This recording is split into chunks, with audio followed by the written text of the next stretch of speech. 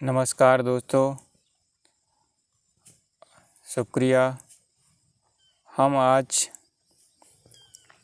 जो हम आज चर्चा करने वाले हैं स्वर्ग और नरक।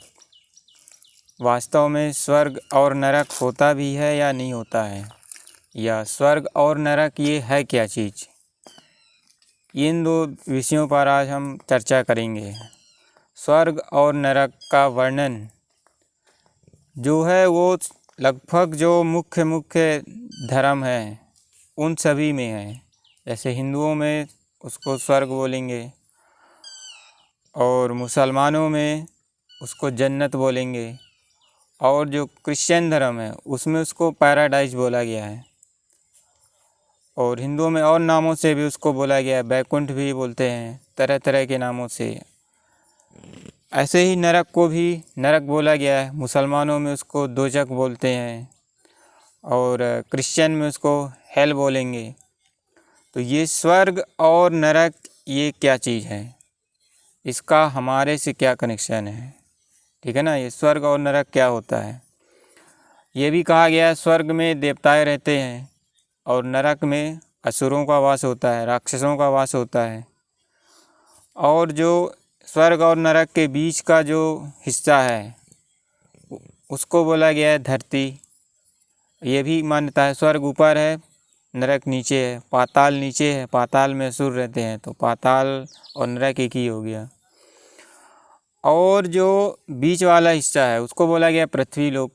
और पृथ्वी में कौन रहता है, वहाँ पे बोला ये मनुष्यों की बसाहट है। और एक मान्यता है कि ये भारत जो है ये भारत देवभूमि थी, यहाँ देवताएं रहते थे।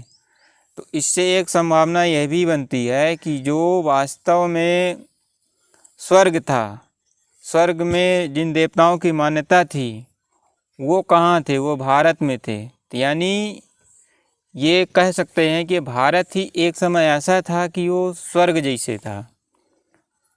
और जब हम स्वर्ग की कल्पना करते हैं तो स्वर्ग मतलब सभी प्रकार की सुख सुविधा, किसी भी प्रकार का दुख नहीं, मतलब ऐसी स्थिति, मतलब जो वहाँ पे व्यक्ति होगा, जो कोई भी होगा, जिन देवताओं की हम बात करते हैं, तो वहाँ पे किसी भी प्रकार का कोई भी प्रकार का दुख नहीं होना।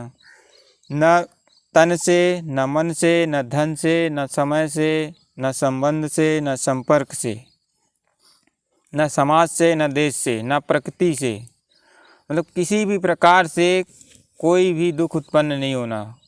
मतलब वहाँ पे सुख ही सुख महसूस होना, ऐसी स्थिति को स्वर्ग बोला गया। अब नरक इसके जस्ट विपरीत स्थिति को बोला गया। नरक में क्या कल्पना की गई, नरक में अनेक प्रकार के दुख होंगे, तरह तरह के दुख होंगे, आपको अनेक प्रकार से कष्ट और यातनाएं दी जाएंगी, ऐसी स्थिति है ना, उसको नरक बोला गया। और उन नरक में किसका वास बताया गया, ये भी बताया गया। नरक में कौन रहते हैं, नरक में असुर रहते हैं, है ना। हमारे शास्त्रों में तो ये बताया गया। असुर मतलब, असुर से मतलब क्या है, जो भयानक हो, जो दूसरों को दुख दे, कष्ट पहुँचाए, छीना झपटी करे, उसको असुर बोला गया। अब ये स्वर्ग और नरक है कहाँ, क्या इसी धरती पे है या फिर कहीं बाहर है, इसकी कल्पना कौन कर रहा, इसके बारे में लिख कौन रहा, हम ही लोग लिख रहे हैं ना, हमारे ऋषि मुनियों ने लिखा है ना। और नरक किसको बोलते हैं, और नरक की कल्पना व्यक्ति तब करता है जब समाज में गंदगी देखता है, भ्रष्टाचार देखता है, आतंकवाद देखता है, पापाचार देखता है, काम विकार की यति देखता है, तो बोलता है ये नरक की दुनिया है, ये पूरी दुख की दुनिया है। तो ये स्वर्ग और नरक क्या है, ये कहाँ है, इसके बारे में हम आज जानेंगे। तो इसके लिए हम गीता में स्वर्ग और नरक के लिए दैवी और आसुरी प्रकृति का उसमें वर्णन किया गया है ना, कि देवता किसे कहेंगे, जिनमें देवताई गुण होगा उसको देवता कहेंगे, और जिनमें आसुरी गुण होगा उसको असुर कहेंगे। तो उसमें लक्षण की बात की गई है ना, जिनमें अमुक अमुक लक्षण हैं तो वो देवता की लिस्ट में है, और जिनमें अमुक अमुक लक्षण हैं तो वो असुर की लिस्ट में है। तो अगर आप 16 अध्याय का पढ़ेंगे तो गीता का, तो उसमें 16 अध्याय का आप स्टार्टिंग के अगर 8-10 श्लोक पढ़ेंगे तो उसमें आपको क्लियर हो जाएगा कि देवता किसे कहा जा रहा है और असुर किसे कहा जा रहा है। ठीक है ना। उसमें जो देवताओं के गुणों का वर्णन किया गया है उसमें आप देखेंगे, उसमें देवताई गुण वाले को उसको कहा गया है जिसमें दया हो, सत्य हो, अहिंसा हो, वो क्रोध ना करता हो, तप करता हो, शुद्धि हो जिसमें, है ना, शास्त्रों का अध्ययन करता हो। तो ऐसे लक्षण वाले पुरुष को या व्यक्ति को देवता कहा गया। और इसके विपरीत जिनमें लक्षण हैं, यानी जिनमें काम है, जिनमें व्यभिचार है और जो भगवान को नहीं मानते हैं, जो ईश्वर को नहीं मानते हैं, उनको असुर कहा गया है।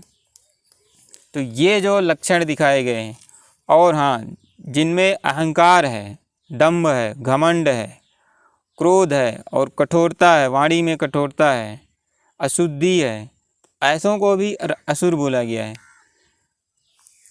अब फिर एक चीज़ और बोला गया है कि जो ये द्वयी भूत सर्गौ लोगे, द्वयी भूत सर्गै लोके देव असुर एवचा, मतलब इसी संसार में भूतों की दो प्रकृतियां हैं, क्या, देवता और असुर। तो यहाँ पे ये साफ किया गया है कि जो देवता और असुर हैं ये कहाँ हैं, इसी संसार में है। मतलब ये जो संसार है जहाँ पे हम रहते हैं, तो यही कभी न कभी देव भूमि थी और यही कभी न कभी असुर भूमि बन जाती है। तो ये कैसे होता है, अभी हमने इसमें बताया कि देवता किसे कहते हैं और असुर किसे कहते हैं। तो जिनमें ये लक्षण है वो देवता, जिनमें ये लक्षण है असुर है। यानी जिनमें सत्य, अहिंसा, दया, प्रेम, परोपकार की भावना, शुद्धि, ये सब देवता ये लक्षण है तो आप देवताओं की लिस्ट में हो। अगर आप में अहंकार, क्रोध, निंदा, ग्लानि, भगवान को ना मानना, ये सारी चीज़ें हैं, खान पान की अशुद्धि, तो आप क्या हो, आप राक्षस की कैटेगरी में हो। अभी देखा जाए, अभी जो वर्तमान स्थिति है, अभी देखा जाए हर व्यक्ति में कहीं ना कहीं कुछ न कुछ देवताई लक्षण भी है, कुछ न कुछ आसुरी लक्षण भी है ना। कभी न कभी उसमें शुद्धता अपनाता है, कभी न कभी वो शुद्ध हो जाता है, कभी कभी वो क्रोध करता है, कभी कभी वो क्रोध नहीं करता है, कभी कभी वो नम्रचित रहता है, कभी कभी वो कठोर वाणी बोलता है। तो दोनों प्रकार के लक्षण हैं, मतलब एक कोई लक्षण हमारे में विशेष नहीं है। अभी ये क्या है, मिला हुआ है। तो कुछ ऐसे भी हो सकता है कि कोई ऐसे भी व्यक्ति हो सकते हैं जिनमें ये चीज़ 100% हो, कुछ ऐसे भी व्यक्ति हो सकते हैं जिनमें ये चीज़ 100%, यानी कुछ ऐसे हो सकते हैं जिनमें देवताई गुण 100% हो, कुछ ऐसे हो सकते हैं जिनमें आसुरी गुण 100% हो। तो हम उनको क्या बोलेंगे कि ये संपूर्ण देवता है और ये संपूर्ण असुर है। तो ये तो हमको समझ में आ गया है कि देवता और जो असुर हैं ये हमारे अंदर के ही लक्षण हैं। इन्हीं लक्षणों के आधार पर किसी को देवता कह सकते हैं, किसी को राक्षस कह सकते हैं। ये तो सामान्य अर्थ हो गया। अब हम देखेंगे कि ये जो प्रकृति है, ये जो सृष्टि जब शुरुआत होती है तो वो क्या शुरू से ही ऐसे ही दुखदाई होती है, क्या वहाँ शुरू से ही कष्ट होता है।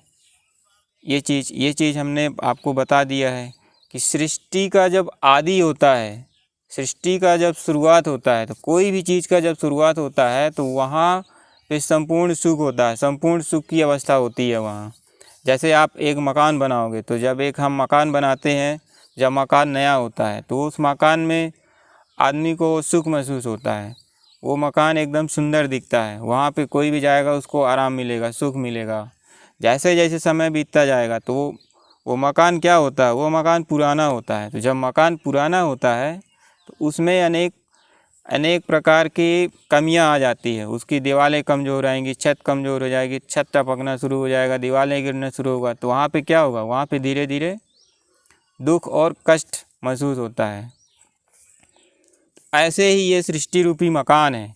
ये सृष्टि की जब शुरुआत हुई थी तो शुरुआत में यहाँ पे संपूर्ण सुख था, किसी भी प्रकार का कोई दुख तकलीफ नहीं था। तो वो जो सृष्टि थी, सृष्टि का आदि जिसको हम सतयुग बोलेंगे, तो वो क्या था, वही स्वर्ग था वास्तव में। वहाँ पे संपूर्ण सुखी था, वहाँ पे जो भी थे वो संपूर्ण सुखी थे। और जैसे धीरे धीरे सतयुग त्रेता बीता, आधा कल्प बीता, तो जैसे ही द्वापर लगा, तो द्वापर युग से क्या होता है, द्वापर युग से मकान पुराना हो जाता है, 50% पुराना होता है। 50% पुराना होने के बाद उसमें ये दुख दर्द ये सारी चीज़ें बढ़ते जाती है। तो जैसे जैसे ये दुख दर्द तकलीफ़ ये हिंसा व्याप्त होते लगता है, तो क्या होता है, ये सृष्टि दुखदाई हो जाती है। तो जब दुखदाई हो जाती है तो एक तरह से वही दुख की अवस्था ही वो क्या है, वो नरकी अवस्था है, वही नरक है। और गीता में भी जो काम क्रोध लोभ, इन्हीं को ही नरक का द्वार बताया गया, इन्हीं को शास्त्रों में नरक का द्वार बताया, गीता में भी बताया गया और रामचरितमानस में भी और बाकी शास्त्रों में भी है ना। गीता में तो ये बोला गया, त्रिविधम इदम द्वारम नरकस्य काम क्रोध तथा लोभ है, मतलब काम क्रोध और लोभ ये क्या है, यही 3 नरक के द्वार हैं, इन्हीं को हमको त्यागना है। तो नरक क्या है, काम है, क्रोध है, लोभ है, यही नरक के द्वार है। तो ये नरक के द्वार कब से शुरू होते हैं, जब से द्वापर युग शुरू होता है, यानी द्वैतवाद शुरू होता है, तब से ये, जैसे ही द्वापर युग शुरू होता है तो अनेक मतांतर, अनेक धर्म आते जाते हैं, धर्मों को लेकर के वितंडावाद बढ़ते जाता है। पहले तो एक ही धर्म होता है, अद्वैत चलता है, तो जब एक ही धर्म रहता है तो संपूर्ण सुख रहता है। जब एक में दूसरा आ जाता है तो क्या होगा, झगड़ा होगा। जब 2 में 3 हुआ, 3 से 4 हुए, 4 से 8, ऐसे अनेक मतें फैलते जाती है।